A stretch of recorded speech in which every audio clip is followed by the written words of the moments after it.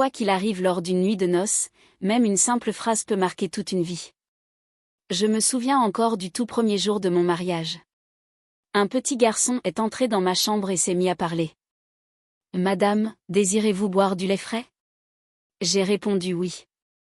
Il m'a demandé, « Madame, préparez-moi une tasse de thé. » J'ai répondu oui. Mais je ne savais pas qui était ce garçon. Je pensais que c'était soit mon beau-frère, soit un vendeur de pois chiches de ma ville. Après un moment d'appréhension, il a apporté le lait. Quand il est arrivé, son langage, sa façon de parler, sa posture, tout semblait être celui d'un domestique.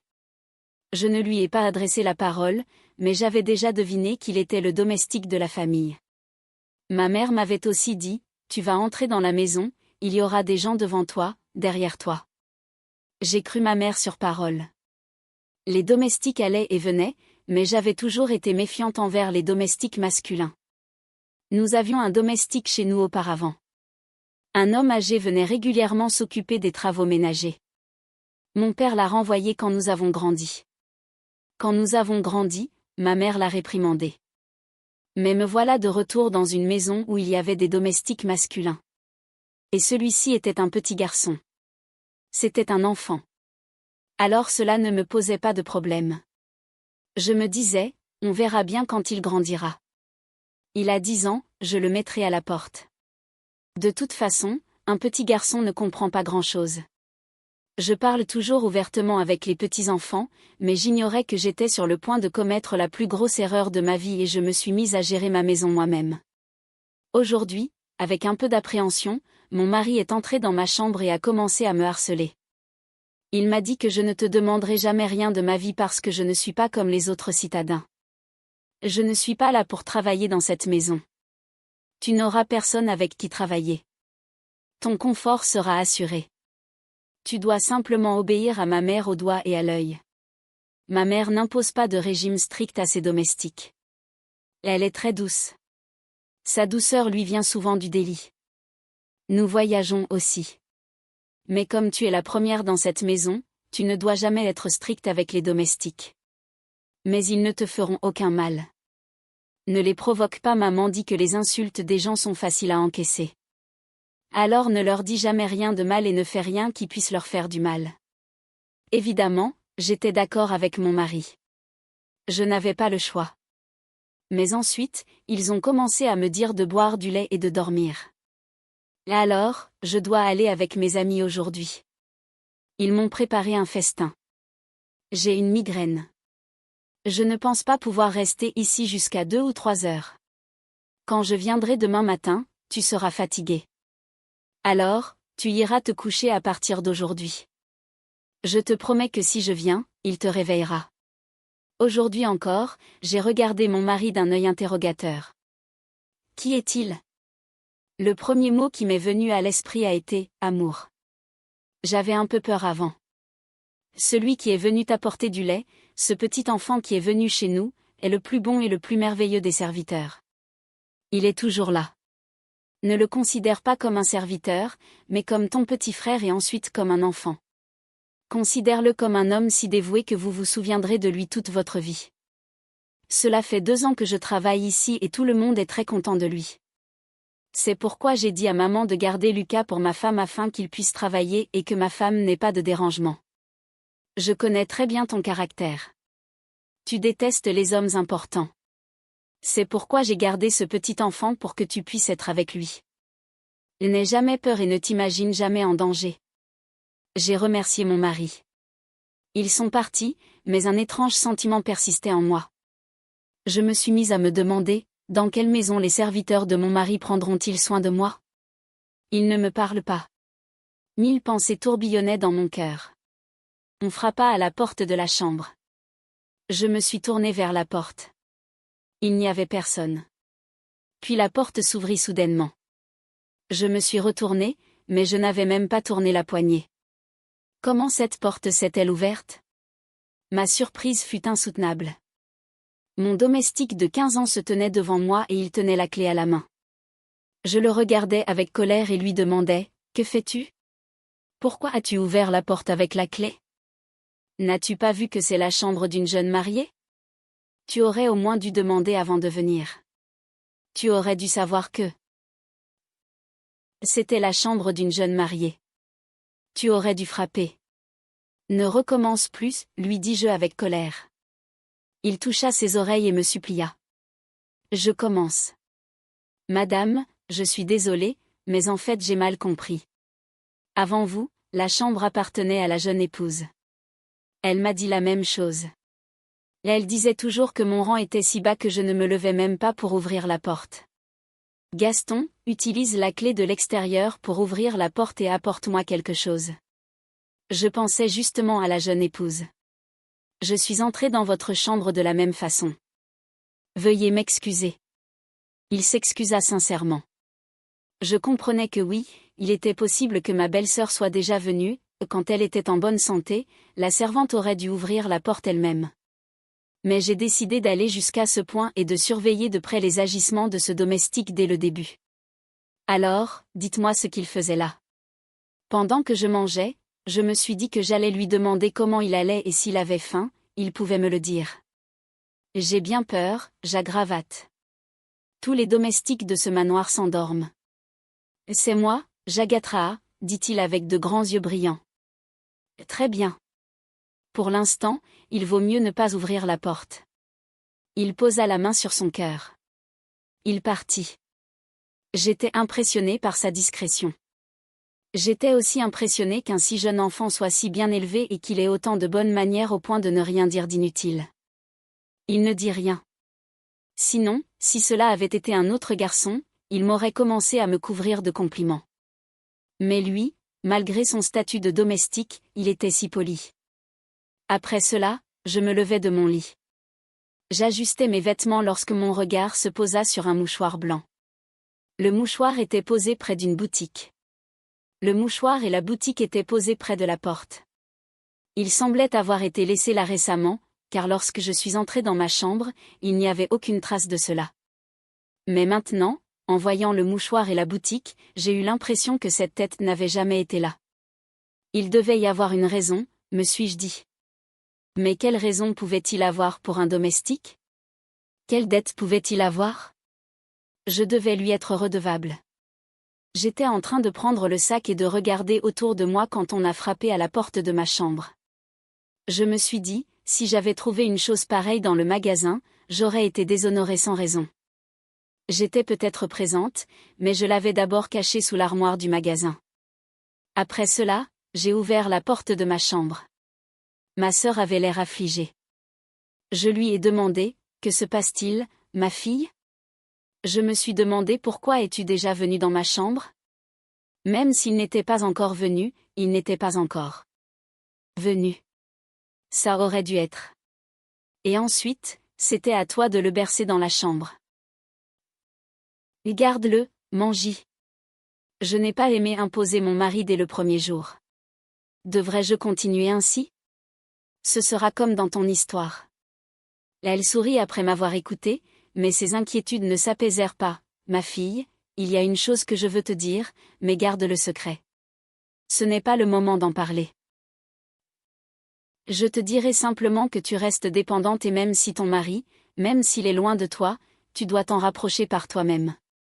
Une femme doit assumer ses responsabilités. Maintenant, je t'ai confié mon jeune fils. Tu dois prendre soin de lui. Après avoir écouté ces paroles, une pensée très étrange m'a traversé l'esprit. Ma mère résolvait de longues énigmes tandis que je ne comprenais rien à ce qu'elle disait. Je suis rentrée à la maison et me suis assise à ma place. Mon regard s'est posé sur un verre de lait et j'ai rapidement pris le verre et l'ai porté à ma bouche. J'avais encore soif, même pas d'eau. Je n'osais même pas demander d'eau à quelqu'un.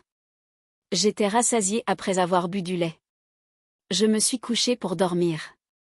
Il était presque 4 heures du matin quand j'ai entendu du bruit dans ma chambre.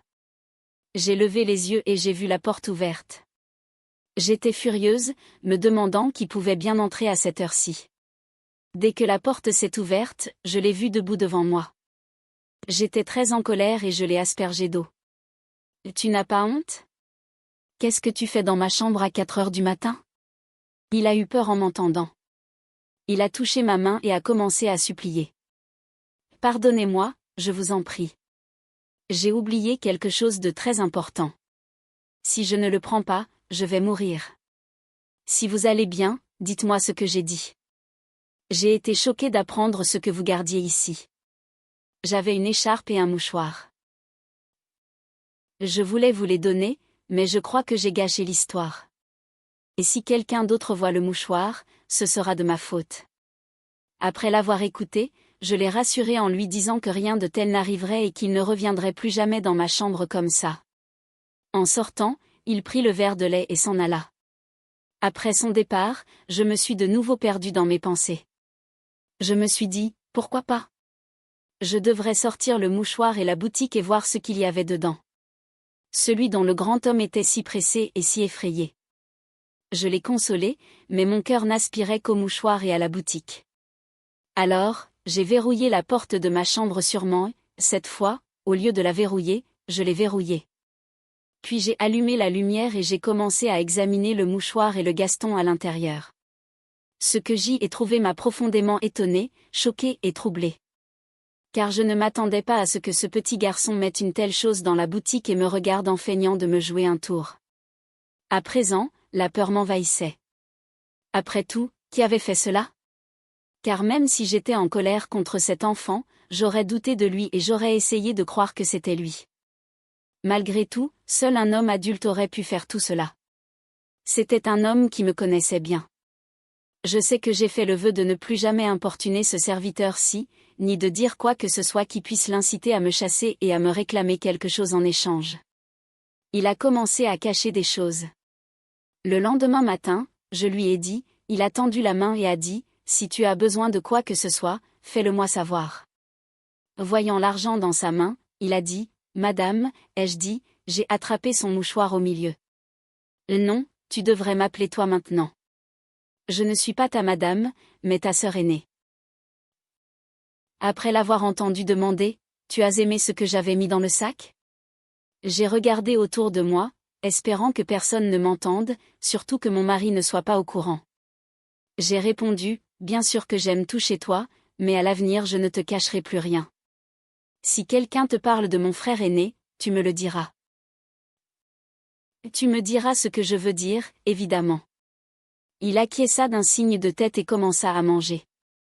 Je n'ai pas besoin de votre argent. Si vous le donniez à un pauvre, ce serait mieux. Son attitude me surprit. Il affichait du respect de soi et de la dignité, mais aussi une certaine arrogance. Il ne prenait rien de ce que je disais pour acquis. On aurait dit qu'il savait déjà tout et qu'il ne voulait en aucun cas me prendre mon argent. Il n'était pas avide. Je m'étais préparé à garder le silence, mais tant de questions me taraudaient. Étant originaire de ma ville natale, je n'arrivais pas à me résoudre à en parler à qui que ce soit. Je ne pouvais pas, car je devais absolument le dire à ma mère. Elle saurait, à la lumière de son expérience, qui avait fait ça et pourquoi, car elle n'avait jamais eu d'autorité sur les petits-enfants. J'étais complètement impuissante. Eh bien, je suis chez ma mère. Je suis partie, monsieur, et j'ai tout raconté à Amy. Alors Amy s'est inquiétée et s'est mise à manger. Ma fille, ça ne fait que quelques jours que tu t'es mariée. Si les habitants de la ville l'apprennent, que penseront-ils de toi? Ils penseront que nous ne nous sommes pas bien occupés de toi et que tu as trahi la confiance de ton mari. Personne ne pourra t'arrêter, Amy. Mon amour, je ne pense qu'à mon mari. Alors, tu as un tel? Comment pourrais-je penser à quelqu'un d'autre que mon mari? Je considère même cela comme un péché. Ma mère m'a cru après avoir entendu cela, mais je savais que dès que mon mari découvrirait ce secret, il me blâmerait. J'ai rendu la boutique et la chambre et je l'ai ramenée à la maison. Amy m'avait dit de rester à la maison et surtout de veiller sur elle. Je la considérais comme une simple servante de 15 ans. Je ne lui accordais pas beaucoup d'importance, mais cela s'est avéré être une erreur d'avoir dépensé de l'argent chez mes beaux-parents. À mon retour, mon mari m'attendait. Mais aujourd'hui, son visage exprimait autre chose que de l'impatience. L'angoisse et la colère m'envahissaient. En le voyant, j'étais terrifiée. Il me demanda d'un ton étrange, où étais-tu allé et pourquoi? J'ai répondu calmement, j'allais juste rejoindre Amy. J'étais avec elle. Tu aurais donc dû me le dire. À l'avenir, ne sors pas de la maison sans ma permission, même si tu n'en as pas envie. J'étais si calme. En l'entendant dire cela, je suis restée parfaitement sereine. Je n'avais pas imaginé que mon mari serait soudainement si sombre, mais son regard semblait indiquer quelque chose. Comme si quelque chose m'était arrivé, il était contrarié. Il voulait me dire quelque chose. Juste à ce moment-là, la voix de ma sœur m'a appelée. Ma fille, prépare un bon repas aujourd'hui. Nous recevons des invités. Et oui, souviens-toi, tu as trop parlé devant eux. Tu appelles ton mari avec tant de respect, mon ami. Je n'ai pas appelé mon mari en disant guerre. J'ai rassuré mon ami que je ne ferais rien de tel pour qu'il puisse être tranquille, mais quand je suis allée dans ma chambre, mon mari était. Il souleva un drap noir et le fixa intensément. J'étais terrifiée. Je demandais, que fais-tu? Il répondit, je vais te le dire aujourd'hui. Tu vas raconter ceci aux invités à propos de ton mari. Je m'inquiétais en entendant cela. Il dit, que se passe-t-il? Dis la vérité à tout le monde. Sois patiente et viens. Veux-tu montrer ta beauté à tout le monde? Je répondis, non, ça n'existe pas. Et non, mais non, une jeune mariée se prépare toujours. Tout ce que tu fais est bien. Je porterai ce que tu voudras. Il était heureux de m'entendre dire cela. Il était vraiment heureux, mais la joie avait disparu de son visage. Il semblait savoir quelque chose à propos de mon frère aîné. Il n'avait toujours pas entièrement confiance en son frère aîné et il doutait aussi de lui. Il devait prendre moins que ce qu'il avait chaque mois. Alors, je gardais le silence. Puis mon mari m'a demandé de porter le même drap. Bien que je pensasse qu'il plaisantait, qui était à la fête? L'image de mon mari changea dès que je l'entendis. Les nuages dirent, qui que ce soit qui vienne, ne t'en soucie pas. Que tu sois une femme ou ta tenue, cela n'a aucune importance. Oui, tout va bien. Je posais simplement la question pour me faire une idée des invités. J'avais fini de parler. Je me tus, mais mon mari me regardait toujours. Une demi-heure plus tard, les invités arrivèrent. 1 heure plus tard, lorsque je servais le repas, un homme vêtu de sombres vêtements se trouvait parmi les invités. J'éprouvais un étrange malaise en le voyant car il n'arrêtait pas de me regarder comme s'il me connaissait déjà. Son regard me troublait, mais mon mari ne s'en rendait pas compte. Je le regardais. Mon mari ne m'avait pas dit qu'il était de leur famille ni ce qu'il pensait. Alors je mangeais en silence tout en demandant aux invités s'ils avaient besoin de quelque chose.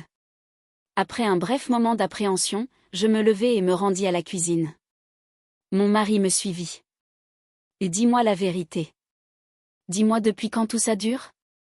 Ça continue, dit Char en me tirant par le bras. Je me mis à le regarder, inquiète. Qu'est-ce qui se passe? Qu'est-ce que tu veux dire, toi? Lui demandai-je avec colère et il rit. Il dit, tu sais tout, mais tu fais l'ignorante. Une chose est sûre. Souviens-toi, je ne pardonne jamais à un criminel ni à un traître. Et si un jour on me prend pour un chef, je ne te giflerai même pas. Je te fais confiance pour l'instant. Le jour où je découvrirai la vérité, je te ferai tuer par ta mère. Les paroles de Char étaient un peu décourageantes, mais je me tus. Je me suis dit que si je n'avais rien à me reprocher, je ne devais pas avoir peur inutilement. J'ai dit la même chose à Ami et Ami a commencé à s'énerver disant, « Mon fils, cette histoire n'est pas aussi simple qu'elle en a l'air. Il y a forcément quelqu'un derrière tout ça. C'est un secret qu'on te cache. Sinon, aucun homme ne dirait des choses aussi déchirantes à sa femme si peu de temps après son mariage et encore moins à un enfant comme mon gendre qui est Sirifunao. On a dû lui monter la tête. Tu as dû regarder dans ta chambre sous un autre angle. Si tu trouves quoi que ce soit, la moindre trace, dis-le-moi, je te guiderai. » Les paroles de maman m'ont rappelé ce qui s'était passé au magasin. Je me suis dit, pourquoi ne pas lui donner le mouchoir et l'envoyer à Gaston dans sa ville pour lui demander si quelqu'un me l'a donné. J'avais envoyé le message à Lucas, mais je me suis dit qu'une nouvelle histoire allait surgir sans raison. Je suis entrée dans la pièce et j'ai commencé à manger. Je veux te dire quelque chose. Si tu ne me crois pas, tu peux toujours aller demander à ton grand frère. Mais pour l'instant, viens avec moi. Viens, Je veux t'emmener avec moi. Alors, pourquoi m'emmènerais-tu aujourd'hui? Tu n'y connais rien toi-même. Tu es une petite fille. Lucas rit en m'entendant. Non, je ne t'emmènerai pas dehors. Ton grand frère t'attend, n'est-ce pas? Il est venu te chercher, grand frère. Enfin de mon mari. Oui, maintenant je l'appelle grand frère. Je vais le faire. Je t'attends. Elle n'a pas compris ce qu'elle disait. J'étais à la fois perplexe et méfiante. Je suis allée voir ma sœur et lui ai demandé, est-ce qu'il est vraiment là pour te prendre? Il t'avait dit quelque chose comme ça. Il s'en allait. Je ne l'avais pas vu après tout. C'est peut-être un enfant. Il a peut-être fait une erreur. Tu devrais courir vers la ville. Quand ma sœur est sortie, il y avait quelqu'un. Je commençais déjà à me méfier. C'était le soir. Tout le monde était allé prendre le thé pour chat. Je me suis dit, pourquoi ne pas affronter la situation aujourd'hui? Mieux vaut l'affronter aujourd'hui que de ruminer des soupçons quotidiens. Mieux vaut le faire aujourd'hui. Bloquer toute la table dans la pièce. Alors c'est ce que j'ai fait. Sous un prétexte. Je l'ai appelée dans le débarras en lui disant qu'elle avait quelque chose à l'étage. Puis je l'ai enfermée dans le débarras. J'ai verrouillé la porte de l'extérieur et j'ai continué à frapper à la porte. Je croyais qu'il était un petit enfant. Il était faible, mais je ne voulais pas me salir les mains. Je me suis dit, aujourd'hui, je vais lui donner une leçon. J'ai aussi verrouillé la porte de la pièce extérieure de l'intérieur. Tu ne me diras rien tant que tu ne me diras pas la vérité. Je ne te laisserai pas partir d'ici, quoi qu'il arrive. Fais ce que tu veux. Ce petit garçon sera tué ici même en criant, « Monsieur, monsieur, combien de temps aurais-je pu te cacher ça ?» Je commençais à être perturbée de ne pas l'avoir fait exprès. Il a un ami de mon frère aîné. Il avait promis à son ami de séduire sa femme. J'entendais tout ça. Mon frère aîné était furieux. Il a même rompu son amitié avec lui. Mais cet homme lui a commencé à me proposer de l'argent. Il a commencé à m'importuner, disant, « Va donner cette chemise et ce mouchoir à ta belle-sœur, en échange de ceci. » Je ne l'avais jamais vu de ma vie. Après avoir entendu cela, j'étais abasourdie. « Pardonne-moi, sinon j'aurai honte à tes yeux pour le restant de mes jours. » J'ai dit, « Tu es déjà tombé dans mon regard, mais maintenant mon mari. Éloigne-toi de lui, sinon s'il découvre ce que tu as fait, que tu m'as apporté le cadeau de quelqu'un d'autre le soir de nos noces, il te ruinera complètement. Tu perdras même ton travail. Alors, n'en reparle plus. N'en reparle plus et ne le laisse pas remettre la main sur moi. Et n'essaie pas de me connaître. » Après m'avoir écouté, les larmes ont commencé à couler de mes yeux. Je savais qu'il était un homme pauvre, innocent et sans défense. Mais maintenant, je ne pouvais plus lui faire confiance. Je ne voulais plus jamais lui parler, quelles que soient les circonstances. Et il paraît vrai qu'un homme, qu'il soit jeune ou vieux, devrait toujours garder ses distances avec une femme, sinon la situation pourrait empirer.